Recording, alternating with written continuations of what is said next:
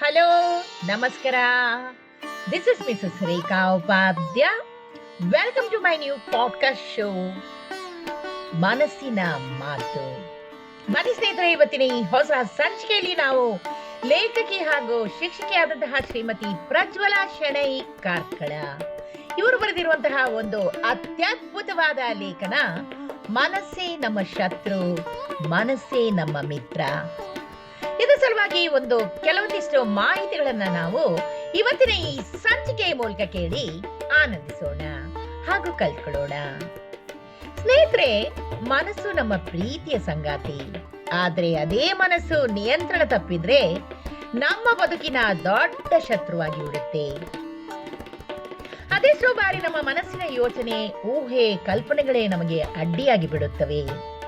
ಯಾರನ್ನೋ ತಪ್ಪಾಗಿ ಅರ್ಥೈಸಿಕೊಂಡು ದೂಷಿಸ್ತೀವಿ ಕೂಡ.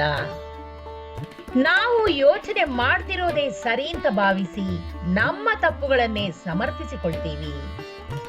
ನಮ್ಮ ಮನಸ್ಸು ಕೆಟ್ಟಾಗ ಯಾರು ಏನೇ ಅಂದರೂ ಅದೆಲ್ಲವೂ ನಗಣ್ಯವಾಗಿ ಕಾಣಿಸುತ್ತೆ. ಯಾರ ಸಲಹೆಗಳು ಕಿವಿಗೆ ಬೀಳೋದಿಲ್ಲ. ಕನ್ನಡಿಯ ಮೇಲೆ ಕುಳಿತ ಧೂಳಿನಂತೆ ಅಜ್ಞಾನದ ಪೊರೆ ನಮ್ಮ ದೃಷ್ಟಿಯನ್ನ ಮಸುಕಾಗಿಸುತ್ತೆ. ಆ ಮಸುಕಿನೊಳಗೆ ಬದುಕು ತನ್ನ ನಿಜವಾದ ರೂಪವನ್ನ ಕಳ್ಕೊಂಡು ಬಿಡುತ್ತೆ.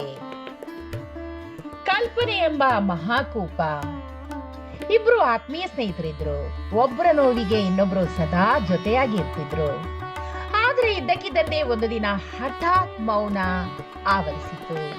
ಮಾತುಗಳು ನಿಧಾನವಾಗಿ ಕಡಿಮೆಯಾದವು. ಒಟ್ಟಿಗೆ ನಗುತ್ತಿದ್ದ ಕ್ಷಣಗಳು ದೂರವಾಗತೊಡಗಿದವು. ಬಹುಶಃ ಆತ ಬದಲಾಗಿದ್ದಾನೆ ಅಂತ ಒಬ್ಬನು ಮನಸ್ಸಲ್ಲಿ ಯೋಚಿಸಿದ. ಆ ಯೋಚನೆ ದಿನದಿಂದ ದಿನಕ್ಕೆ ಗಟ್ಟಿಯಾಗತೊಡಗಿತು. ನನ್ನಿಂದ ಏನಾದ್ರೂ ತಪ್ಪಾಯ್ತೆ? ಈ ಸ್ನೇಹಕ್ಕೆ ಈಗ ಅರ್ಥ ಇಲ್ವೇ? ಹಳೆಯ ಆತ್ಮೀಯತೆ ಈಗ ಭಾರವಾಗಿ ಬಿಟ್ಟಿದೆ. ಇತ್ಯಾದಿ ಇತ್ಯಾದಿ ಪ್ರಶ್ನೆಗಳು ಹುಟ್ಟಿಕೊಂಡವು. ಸತ್ಯವನ್ನು ಕೇಳುವ ಧೈರ್ಯಕ್ಕಿಂತ ಕಲ್ಪನೆಗಳನ್ನು ನಂಬೋದು ಸುಲಭ. ಆ ಕಲ್ಪನೆಗಳೇ ಸ್ನೇಹದ ಮಧ್ಯೆ ಅದೃಶ್ಯ ಗೋಡೆಯೊಂದನ್ನ ಕಟ್ಟಿಬಿಟ್ಟವು. ಆದ್ರೆ ಅಸಲಿ ಕಾರಣ ಬೇರೆನೇ ಇತ್ತು ಸ್ನೇಹಿತರೆ. ಆತ್ಮೀಯ ಸ್ನೇಹಿತ ಭೀಕರವಾದ ಕಾಯಿಲೆಯೊಂದಿಗೆ ಹೋರಾಡ್ತಿದ್ದ. ದೇಹ ನೋವಿನಲ್ಲಿ ನಲುಗುತ್ತಿದ್ದಾಗ ಮನಸ್ಸು ಇನ್ನೊಬ್ಬನ ಮುಂದೆ ದುರ್ಬಲವಾಗಲು ಒಪ್ಪಲಿಲ್ಲ. ನನ್ನ ದುಃಖ ಆತನ ಬದುಕಿಗೆ ಭಾರವಾಗಬಾರ್ದು ಎಂಬ ಪ್ರೀತಿಯೇ ಅವರ ಮೌನದ ಮೂಲವಾಯಿತು. ಒಂದು ದಿನ ಸತ್ಯ ಹೊರಬಂತು. ಕೋಪ, ಬೇಸರ, ಅವಮಾನ ಎಲ್ಲವೂ ಒಂದೇ ಕ್ಷಣದಲ್ಲಿ ಕರಗಿ ಹೋಯಿತು. ಆ ಕ್ಷಣ ಸ್ನೇಹಿತನಿಗೆ ಅರಿವಾಯಿತು. ತಾನೇ ಕಟ್ಟಿಕೊಂಡ ಶಂಕೆಗಳು, ತಾನೇ ಬೆಳೆಸಿಕೊಂಡ ನೋವುಗಳು ಎಲ್ಲವೂ ತನ್ನ ಮನಸ್ಸಿನ ಸೃಷ್ಟಿ ಎಂದು. ಯಾವುದೇ ಸ್ಪಷ್ಟ ಆಧಾರವಿಲ್ಲದೆ ನಾವು ಮತ್ತೊಬ್ಬರ ವ್ಯಕ್ತಿತ್ವದ ಬಗ್ಗೆ ತೀರ್ಪು ನೀಡಿಬಿಡ್ತೀವಿ. ಅವರು ನಮ್ಮ ಕಡೆ ನೋಡ್ಲಿಲ್ಲ, ನನ್ನ ಬಗ್ಗೆ ಗೌರವವೇ ಇಲ್ಲ, ಬೇಕೆಂದೇ ನನ್ನನ್ನ ಕಡೆಗಣಿಸ್ತಾ ಇದ್ದಾರೆ ಅಂತ ಮನಸ್ಸೇ ಕತೆ ಕಟ್ಟಿಕೊಳ್ಳುತ್ತೆ.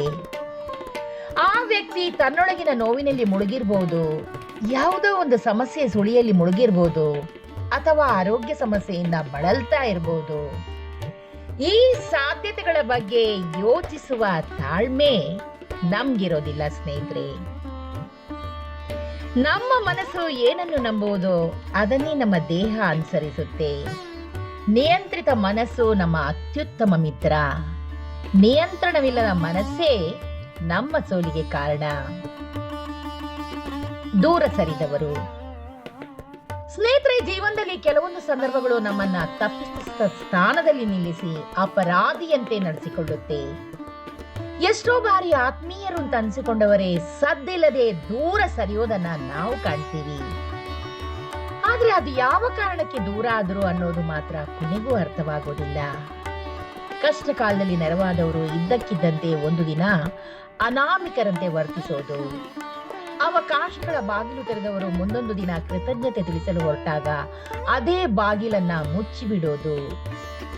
ಬೆನ್ನು ತಟ್ಟಿದ ಕೈಗಳ ನೆನೆದು ಯಶಸ್ಸಿನ ಕತೆ ಹೇಳಲು ಹೋದ್ರೆ ಇದ್ದಕ್ಕಿದ್ದಂತೆ ವೈರಿಗಳಂತೆ ವರ್ತಿಸೋದು. ಇದನ್ನೆಲ್ಲ ಕಂಡಾಗ ಆಶ್ಚರ್ಯ ಅಂತ ಅನ್ಸುತ್ತೆ. ಇಂತಹ ಉತ್ತರವಿಲ್ಲದ ಪ್ರಶ್ನೆಗಳನ್ನು ಜೀರ್ಣಿಸಿಕೊಳ್ಳೋದು ಸುಲಭ ಅಲ್ಲ. ಕಾಲಕ್ಕೆ ಎಲ್ಲವನ್ನೂ ಸರಿಪಡಿಸುವ ಸಾಮರ್ಥ್ಯ ಇದೆ. ನಮ್ಮ ಜೊತೆಗೆ ಯಾರೂ ಕೊನೆ ತನಕ ಇರಲು ಸಾಧ್ಯವಿಲ್ಲ ಅನ್ನೋ ಸತ್ಯ ನಮಗೆ ಅರಿವಾದ್ರೆ ಯಾವ ನೋವು ಕೂಡ ನಮ್ಮನ್ನ ಕಾಡೋದಿಲ್ಲ. ನಮ್ಮ ಮನಸ್ಸು ನಮ್ಮೊಂದಿಗೆ ಇದ್ರೆ ಅದೇ ನಮ್ಮ ಶಕ್ತಿ ಸ್ನೇಹಿತರೆ. ಮನಸ್ಸು ಕಸದ ತೊಟ್ಟಿಯಲ್ಲ. ಅನಗತ್ಯವಾದ್ದನ್ನ ಸುಮ್ಮನೆ ಹೊತ್ತುಕೊಂಡ್ರೆ ಅದು ಭಾರನೇ ಹೊರತು ಹಗುರವಂತೂ ಅಲ್ವೇ ಅಲ್ಲ. ಆದ್ರಿಂದ ಅನಗತ್ಯವಾದದ್ದನ್ನ ಹೊರಹಾಕಿದ್ರೆ ಅಗತ್ಯವಾದ್ದಕ್ಕೆ ಜಾಗನೂ ಸಿಗುತ್ತೆ. ಅದು ಮನೆಯಲ್ಲಾದ್ರೂ ಸರಿ, ಮನದಲ್ಲಾದ್ರೂ ಸರಿ. ಮನಸ್ಸು ಕಸದ ತೊಟ್ಟಿಯಲ್ಲ. ನಮ್ಮ ಮನಸ್ಸಿನಲ್ಲಿ ಅನಗತ್ಯವಾದ ಮಾತುಗಳನ್ನು, ಹಳೆಯ ನೋವಿನ ನೆನಪುಗಳನ್ನು, ಇತರರ ತಪ್ಪುಗಳ ಟಿಪ್ಪಣಿಗಳನ್ನು ತುಂಬ್ತಾ ಹೋಗ್ತೀವಿ. ಹೀಗೆ ನಮ್ಮ ಮನಸ್ಸನ್ನೇ ನಾವು ಕಸದ ತೊಟ್ಟಿಯನ್ನಾಗಿ ಮಾಡ್ಕೊಂಡ್ಬಿಡ್ತೀವಿ. ಆದರೆ ಮನಸ್ಸು ಕಸ ಸಂಗ್ರಹಿಸುವ ಸ್ಥಳವಲ್ಲ, ಕನಸುಗಳನ್ನು ಅರಳಿಸುವ ತೋಟ. ನಮಗೆ ನೋವು ನೀಡಿದವರನ್ನು ಮನಸ್ಸಲ್ಲಿ ಇಟ್ಕೊಂಡ್ರೆ ಅವರೇ ಗೆಲ್ತಾರೆ. ಆದ್ರಿಂದ ಅವರನ್ನ ಕ್ಷಮಿಸಿ ಬಿಡೋದೇ ನಮ್ಮ ದೊಡ್ಡ ಜಯ. ಮನಸ್ಸನ್ನು ಕಳೆದದ್ದು, ನೊಂದದ್ದು, ಬೇಸರವಾದ್ದರಿಂದ ಕೈಗೊಳಿಸುವ ಬದಲು ಹೊಸ ಹೊಸ ಚಿಂತನೆಗಳಿಂದ, ಸುಂದರವಾದ ನೆನಪುಗಳಿಂದ, ಇನ್ನೊಬ್ಬರಿಗೆ ಪ್ರೀತಿ ಹಂಚುವ ಭಾವಗಳಿಂದ ತುಂಬಿದಾಗ ಮನಸ್ಸು ಉಲ್ಲಾಸಭರಿತವೂ ನಿರಾಳವೂ ಆಗುತ್ತೆ.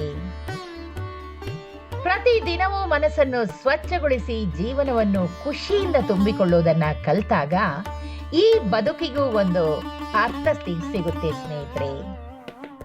ಮನಸ್ಸಿನ ಕಳೆಗಳನ್ನು ಕಿತ್ತಾಗ ಮಾತ್ರ ಸುಂದರವಾದ ಹೂವು ಅರಳಲು ಸಾಧ್ಯ ಅಲ್ವೇ ಸ್ನೇಹಿತರೆ? ಏನಂತೀರಾ ಸ್ನೇಹಿತರೆ? ಎಷ್ಟೊಂದು ಸುಂದರವಾದ ಹಾಗೂ ಅರ್ಥ ಗರ್ಭಿತವಾದಂತಹ ಮಾಹಿತಿಯನ್ನ ಲೇಖಕಿ ಹಾಗೂ ಶಿಕ್ಷಕಿಯಾದಂತಹ ಶ್ರೀಮತಿ ಪ್ರಜ್ವಲಾ ಶೆಣೈ ಕಾರ್ಕಳ ಇವರು ಇವತ್ತಿನ ಈ ಸಂಚಿಕೆ ಮೂಲಕ ನಮ್ಮ ಮುಂದೆ ವ್ಯಕ್ತಪಡಿಸಿದ್ದಾರೆ. ಇವರಿಗೆ ನಿಜವಾಗಿಯೂ ಅನಂತಾನಂತ ಧನ್ಯವಾದವನ್ನು ಅರ್ಪಿಸುತ್ತಾ ಈ ಸಂಚಿಕೆಯನ್ನು ನಾನು ಇಲ್ಲಿಗೆ ಮುಗಿಸ್ತಾ ಇದ್ದೀನಿ. ಈ ಒಂದು ಅತ್ಯುತ್ತಮವಾದ ಮತ್ತು ಅರ್ಥಗರ್ಭಿತವಾದ ಮಾಹಿತಿ ನಿಮ್ಗೆ ಇಷ್ಟವಾಗಿದ್ದಲ್ಲಿ ದಯವಿಟ್ಟು ಇದನ್ನ ಲೈಕ್ ಮಾಡಿ, ಶೇರ್ ಮಾಡಿ ಹಾಗೂ ನನ್ನ ಪಾಡ್ಕಾಸ್ಟ್ ಅನ್ನ ಫಾಲೋ ಕೂಡ ಮಾಡಿ ಸ್ನೇಹಿತರೆ. ಧನ್ಯವಾದಗಳು. ಮತ್ತೆ ಸಿಗೋಣ ಮುಂದಿನ ಸಂಚಿಕೆಯಲ್ಲಿ. ನಮಸ್ಕಾರ.